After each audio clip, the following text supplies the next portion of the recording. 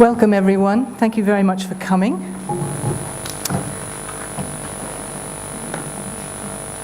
This is going to be a bit of a challenge because, like all things digital, the Faculty of Arts website went down this morning and is now coming back, but it's feeling a bit upset. So Tom is here to navigate his way through what I want to show you on the site.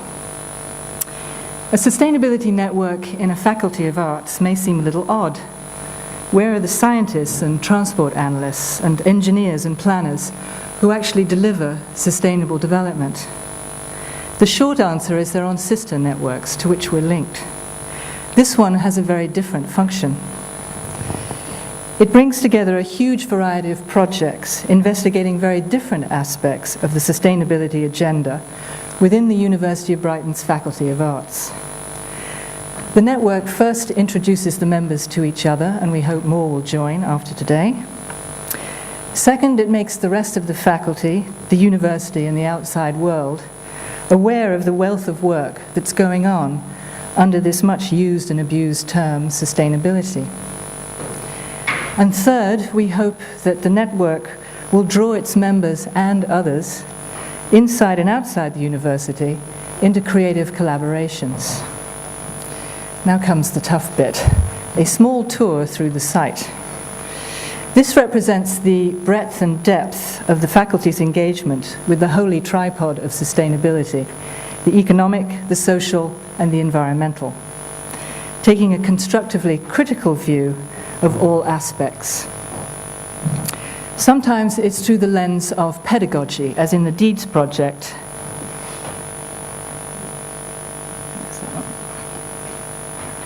In this, Karen Yashka, in the EU-funded project, looked at the value added for design educators, design students, and design professionals by a sustainable design approach. Also within pedagogy is the MA for Sustainable Design, which locates design education at the forefront of the search for more sustainable solutions to material culture. There are also publications like the Handbook of Sustainability Literacy,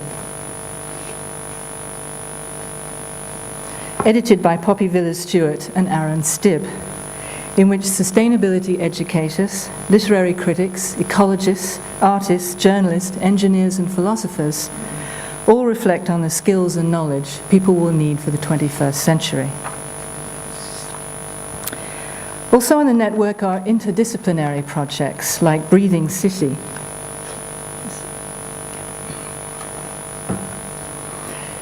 with Holger Schenderlein, Chris Rose and Patrick Lechka from the University of Brighton, an ongoing art and science collaboration between an urban meteorologist, a designer, a material practitioner, and a composer sound artist. The audio-visual ice traffic installation has images projected onto the ice, provoking public discussion about complex climatic processes in our urban environment as the ice melts.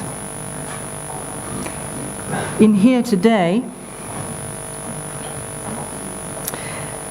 we have an artist-in-residence collaboration funded by the Leverhulme Trust, in which media studies scholar Julie Doyle and artist David Harradine are exploring new ways in which a creative dialogue between art and media studies can lead to new visualizations of climate change. There are also research groups like Urban Performance, a multidisciplinary environmental research group ranging from cultural theory to Professor Mike McAvoy's €6 million I4 project, short for Innovation for Renewal. It's an Anglo-French EU research project addressing the environmental retrofitting of social housing and the selling of it to the residents on both sides of the channel. And finally, there are artists like Emma Stibben exploring in a more personal way the relationships between us and our environments, the ones we make and the ones we remake. Of particular importance in a Faculty of Arts, churning out artifacts and designs for artifacts and reflections on artifacts year after year, is a relationship between the new and the renewed. At its most basic, the economy relies on the ever-increasing consumption of new products, and the planet quite simply can't continue to sustain this. Artists and designers fit very nicely into a cycle of consumption few of them question. They are the seducers in the process, enticing us to consume with irresistible designs for new buildings, new textiles, new chairs, new paintings, new installations, new books reflecting on these new artifacts. The Sustainability Network identifies those within the faculty who are questioning, among other things, the nature of this seduction and encouraging the return to a culture of deference, not between us, but between us and nature. This isn't a rejection of the new, but a rejection of seeing limit and restraint as straitjackets on creativity. The network demonstrates in wonderfully varied ways what a stimulus to creativity restraint can be. A brief word about this evening. There's little time and a lot of content, so it's structured like a military operation. Whether it runs like one will depend largely on the computer. Following me is our guest of honor, Caroline Lucas MP, about whom more in a minute. Then comes Jonathan Chapman, whose idea for an exhibition of the work and thinking of people investigating sustainability across the university began all this. Duncan Baker-Brown and Andrew Scanlon will then introduce a fundraising campaign for a major faculty building project. Following that are two presentations by network members, Tom Hammock and Paul Hopper.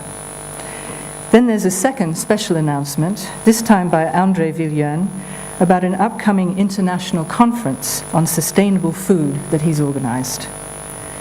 After that, there are two more presentations, one by Mary Harder, head of one of our sister networks, and then one by a network member, Kirsty McDougall. These are followed by a very quick wrap-up from me, and then you're released for drinks. Finally, some thank yous. First, thank you to the members of the network, not a few of whom were leery about being tarred with the sustainability brush. They swallowed their misgivings, and as a result have made this network much more original and thought-provoking than it otherwise would have been. Second, to our web designers, Tom Amesworth and Michael Wilson, who've endured months of annoying emails, unusable files, unreadable text, and last-minute tweaks, all from me. It's a testament to their patience that I'm still walking around unmugged. Third, to Lydia Jones for her vital balancing of my teetering budget, and to Michelle Wright for fielding the reservations with her usual cool in the face of mayhem. And fourth, and particularly, to our new MP for Brighton Pavilion, and the first but not the last Green Party MP, Caroline Lucas, who has very kindly agreed to smash a metaphorical bottle of champagne on the bow of the Sustainability Network and launch her into cyberspace if we ever get up again. Thank you very much and welcome.